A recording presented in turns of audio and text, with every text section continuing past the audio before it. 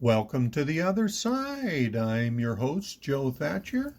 Tonight we're going to hit part one of a series on the spookiest ghost stories from all 50 states.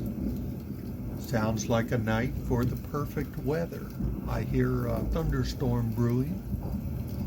You know, from heartbroken brides to spectral visitors, America is truly a melting pot of otherworldly entities who have staked a spiritual claim in every crack and cranny of the country, as well as in the local community's consciousness itself. So no matter what city or state you hail from or live now, you no doubt grew up hearing terrifying tales of one ghost or another with whom you shared a zip code. We all did. Here are just a sprinkling of some of the spookiest ghost stories from all 50 states. We start out in Lower Alabama. In February 1858, a steamboat named Eliza Battle set out on a cruise down the Tombigbee River, carrying 60 passengers and more than 1,200 bales of cotton from Columbus, Mississippi down to Mobile, Alabama.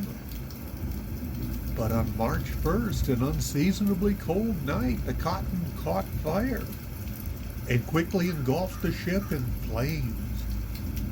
It was the greatest nautical disaster in the river's history at that time, leaving 33 passengers and crew dead. On brisk and chilly nights, people sometimes see the burning Eliza Battle rising from the misty waters where it sank, trying to complete its journey to Mobile. We move on to Alaska. At the height of the Klondike Gold Rush, a woman named Mary moved into the Golden North Hotel in Skagway with her fiancé. He was a prospector known as Klondike Ike. Before their marriage, Ike set off for the gold fields to make his fortune. But Ike never returned. Mary locked herself in their room and waited and waited. Her anxious anticipation of Ike's arrival turning to dread and despair. The innkeepers eventually broke down the door after repeated attempts to get Mary to open it. Unfortunately, they found Mary dead in her wedding dress. Guests at the Golden North Hotel report that Scary Mary, as she's referred to, still roams the halls, appearing over their beds in the night to check that Ike isn't sleeping with anyone else. We move out west to Arizona.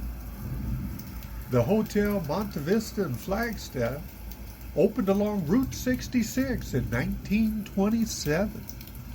Often lodged a cast of Western film shot nearby Sedona in Oak Creek Canyon, and reportedly houses a whole host of ghostly guests. In fact, John Wayne reported one of the hotel's first ghost sightings in the late 1950s.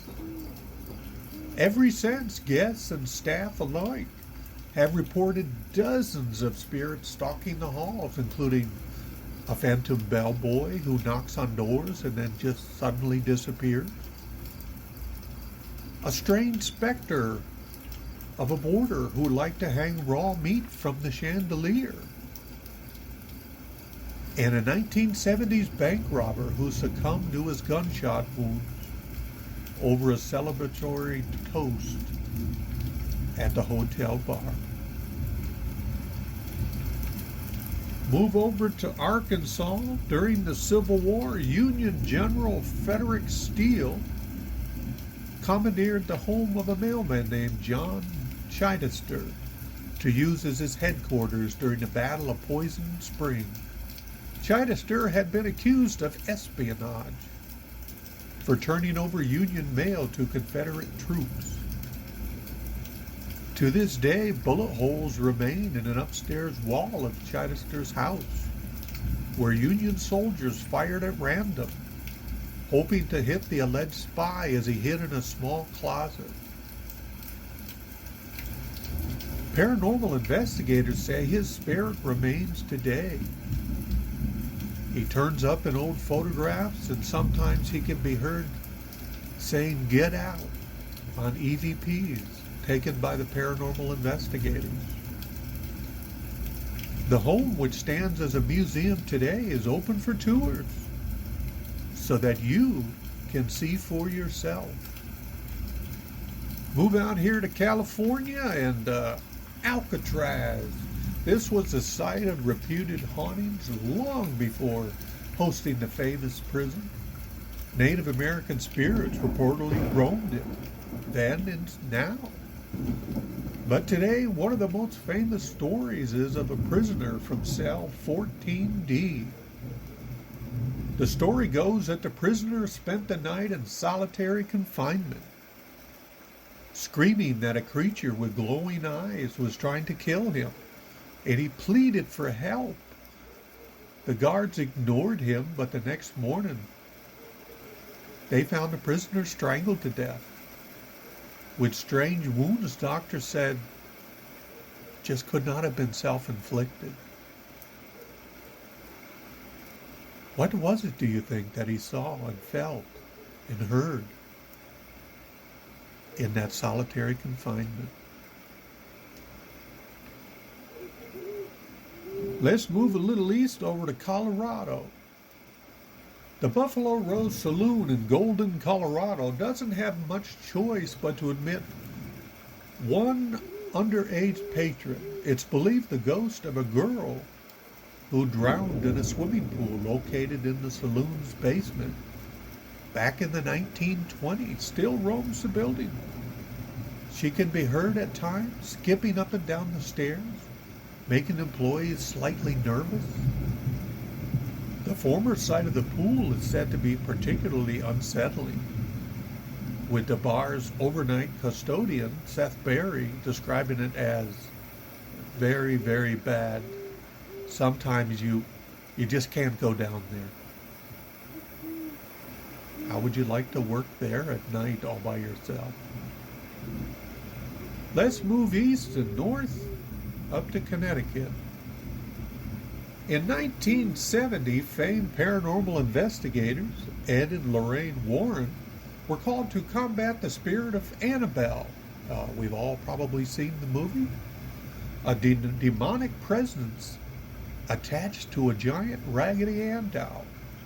For weeks, the doll had thoroughly freaked out its owner, Donna, moving from room to room, leaving handwritten notes and even attacking a friend who suggested Donna get rid of the doll, choking him in his sleep. Finally, a priest exorcised the doll and the Warrens locked it away in a special case designed to check its violent influence.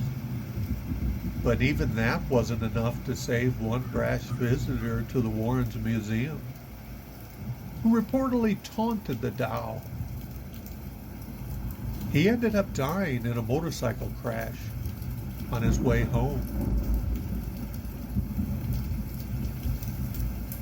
From here we move to Delaware. Since 1865, Woodrow Wilson has served as the official resident of the Delaware's governor. But more than a century before that, it became known as a home to more than one apparition. Around 1815, the home's owners were entertained Lorenzo Dow, a well-known Methodist clergyman. When the group sat down to breakfast one morning, Dow asked if their other guests would be joining them. But there was no other guest. When Dow described the man he had seen the evening before, it became clear that it was Charles Hillard III, the late father of the home's then owner. Rumor has it that if you leave out a glass of good wine at night, it might be gone in the morning. Hilliard was a bona fide or not a file. Sounds like the kind of ghost we could hang with. Let's shoot on down south to Florida. The Don Cesar Hotel in St. Pete Beach, Florida, was built by Thomas Rao and named for a character in the opera Martena. Rao had attended the opera during his time as a student in London, and he fell head over heels for its star, a Spanish aristocrat named Lucinda. They regularly met at a fountain in the city and made plans to sail to America and be married. But Lucinda's parents didn't approve of their romance and took her back to Spain. He wrote her faithfully, but his letters were returned unopened. Only one letter of Lucinda's ever reached Rose. Time is infinite, she wrote. I wait for you by our fountain to share our timeless love. Our destiny is time. According to legend, Lucinda died of a broken heart. Rowe, who said he would never love anyone else, would go on to build his hotel.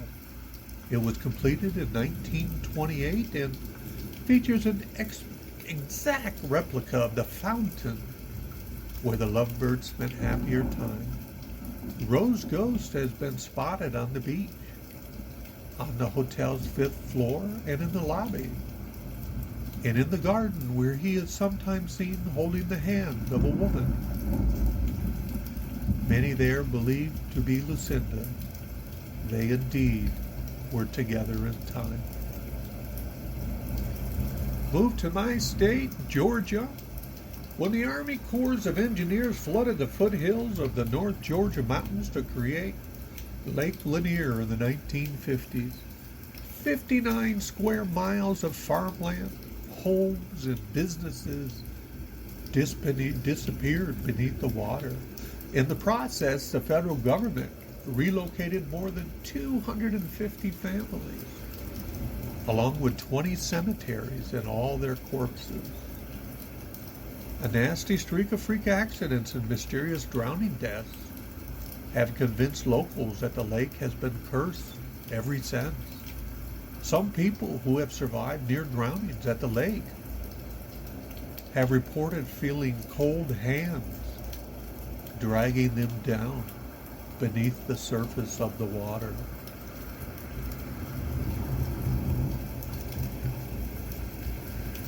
Well, let's move west now, off the coast to Hawaii. According to legend, the fire goddess Pele and a hog-faced demigod named Kamapua had a star-crossed love affair. The lovers were elemental opposites. Pele's lava flows brought flame and destruction, while Kamapua's restored rain, vegetation, and animal life.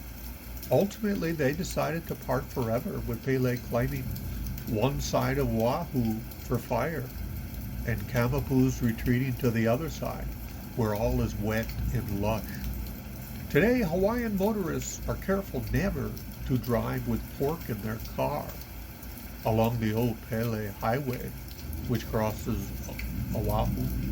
According to legend, carrying pork, representing the hog-faced Kapua's over Pele's side of the island, will enrage her spirit, and she will get her revenge by making the car stall until the driver throws the pork out the window. Let's move mainland over to Idaho. When it comes to abandoned buildings, penitentiaries might rank only slightly behind psychiatric hospitals in a creep factor. In the old Idaho Penitentiary, with its built-in gallows and death row, may be one of the country's creepiest. Because between 1872 and 1973, the Boise prison served as a temporary home to more than 13,000 prisoners, including Raymond Allen Snowden, a.k.a. Idaho's Jack the Ripper. Some believe he still haunts what is known as Five House. where the prison's gallows were located. On October 18, 1957, Snowden was brought here to be executed. But the noose that should have broken his neck didn't. It took a long, agonizing 15 minutes for him to suffocate. In the years since, visitors to the old pen have reported strange happenings in Five House in other areas of the former prison, such as hearing odd sounds and voices and being overcome by strong feelings of sadness. The prison is open to the public year-round for paranormal enthusiasts who want to test their mettle. Move up to Illinois in the depths of the Great Depression. The Old Henry Ballroom southwest of Chicago drew young people hoping to dance away their trouble. One night, a teenage girl named Mary had a fight with her boyfriend at a dance and decided to walk home alone along Archer Avenue.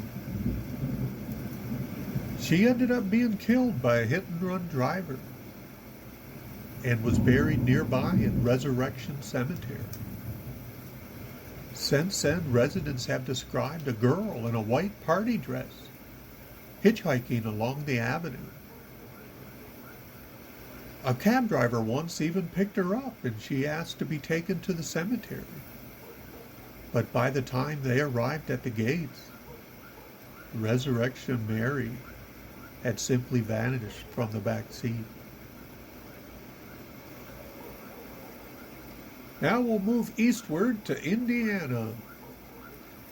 The tiny township of Tunnelton was named for the number of railroad tunnels constructed around it. Beginning in the 1850s, one of them, Tunnelton Tunnel, aka the Big Tunnel, is one of the Hoosier State's most feared landmarks. Reportedly, there are a few ghosts who refuse to leave the area, including a man who was beheaded in an accident during the tunnel's construction, and he still roams the grounds to this day with his head in one hand and a lantern in the other.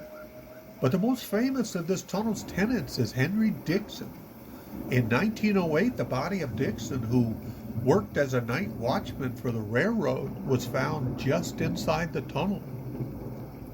He had a big gash to the back of his head, his lantern still lit beside him. Dixon's murder was never solved, and locals claim that he still haunts the area, seeking out justice for his death beyond the grave.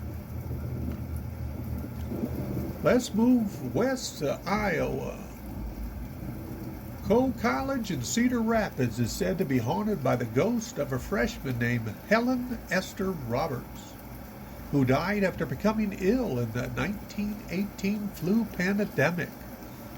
As legend has it, the ghost of Roberts set up residence in an old grandfather's clock in Voorhees Hall, her former place of residence, which her parents donated to the school in her memory. While the clock was still being installed, students claimed they saw an apparition hovering over their beds at night, sometimes pulling the covers off their beds and even playing the piano in the lobby in the middle of the night. Before taking a quick trek to her own room, some even claimed that the clock would act up or stop working altogether at 2:53, which was the time of Robert's death. When the clock was removed in the 1970s, sightings promptly ended at Voorhees Hall, but then they manifested in Stewart Hall, the grandfather clock's new home. We're going to move to Kansas. People in Hutchinson, Kansas, know not to venture into the surrounding sand hills alone, because that's where the Hamburger Man lives. Some say the monster, horribly mutilated by a fire or perhaps a car crash sometime in the 1950s, abducts victims by brandishing a long knife, or sometimes he has a meat hook and then carries him back to his lair, where he grinds him up for dinner. The locals aren't sure whether the half-human, half-ghost was ever a real person, or why he seems to crave so many burgers. Moving eastward to Kentucky, in 1891, just a year after thousands of spectators converged on Pikesville to see the last hanging in the trial of the Hatfields and the McCoys, a newlywed named Octavia Hatcher died. Octavia had fallen into a depression shortly after her only child had died in infancy and then slipped into a fatal coma. Since it was a hot spring, her husband wasted no time in burying her. But soon doctors began to notice a strange but not lethal sleeping sickness spreading through the town. Panicked, her husband exhumed her casket and found his inner lining shredded with claw marks and his wife's face frozen in a mask of terror. Racked with guilt of having his wife buried alive, he reburied Octavia and had a tall stone statue of her placed above her grave. Locals say they can still hear Octavia crying, and that once a year on the anniversary of her death, the statue rotates and turns its back on Pikeville. Moving down to the bayou, Louisiana. Louisiana's Cajun communities have an explanation for sleep paralysis. Ketchamar, a series of nighttime witch that immobilizes sleepers and rides them like horses. Some say the Ketchamar comes to those who forget to say their prayers before going to bed.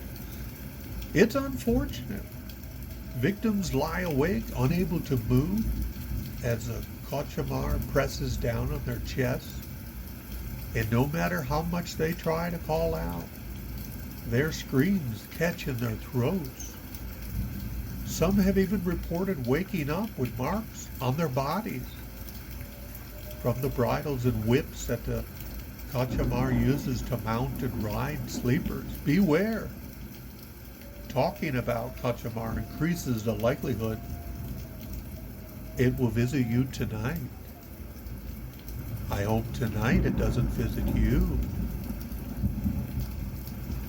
Moving way up north to Maine. In the mid-19th century, a lighthouse keeper and his wife moved in to the lighthouse on Seguin Island, a 64-acre speck of land 2 miles out to sea.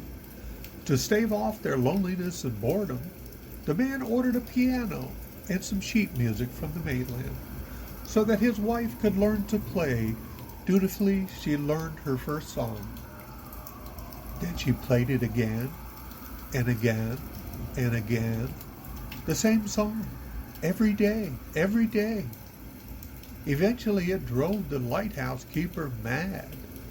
He took an axe first to the piano, then to his wife, and finally took his own life when he realized what he had done in a fit of rage.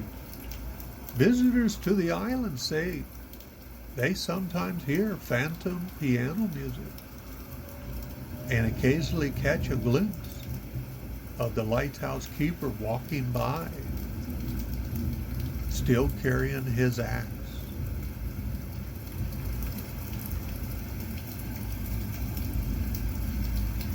I hope you have enjoyed tonight's offering of ghost stories from around the country in all 50 states. Next time, we will pick up with Maryland.